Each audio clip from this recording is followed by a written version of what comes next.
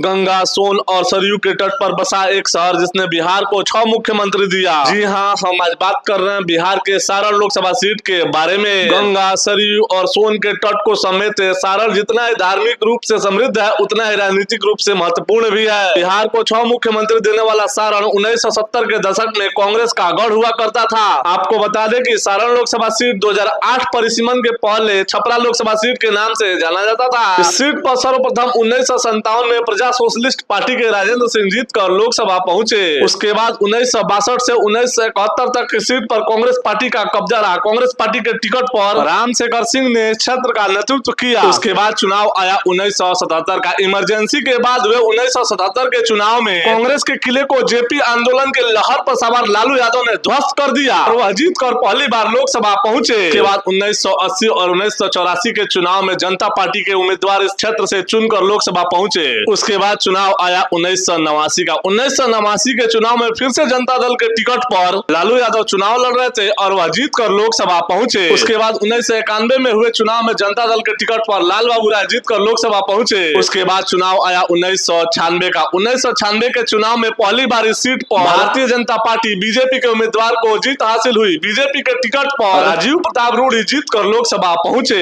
1998 के चुनाव में राष्ट्रीय जनता दल राजद के उम्मीदवार हीरालाल राय जीतकर लोकसभा पहुंचे। उसके बाद चुनाव आया 1999 का। 1999 के चुनाव में फिर से इस सीट पर भारतीय जनता पार्टी बीजेपी के उम्मीदवार को जीत हासिल हुई। इस बार फिर बीजेपी के टिकट पर राजीव प्रताप रूडी जीतकर लोकसभा पहुंचे। उसके बाद चुनाव आया 2004 का। 2004 और 2009 के चुनाव में इस सीट पर फिर से लालू यादव चुनाव लड़े और जीतकर लोकसभा पहुंचे। आपको बता दें कि लालू प्रसाद यादव कुल 4 बार छपरा लोकसभा सीट से जीतकर लोकसभा पहुंचे।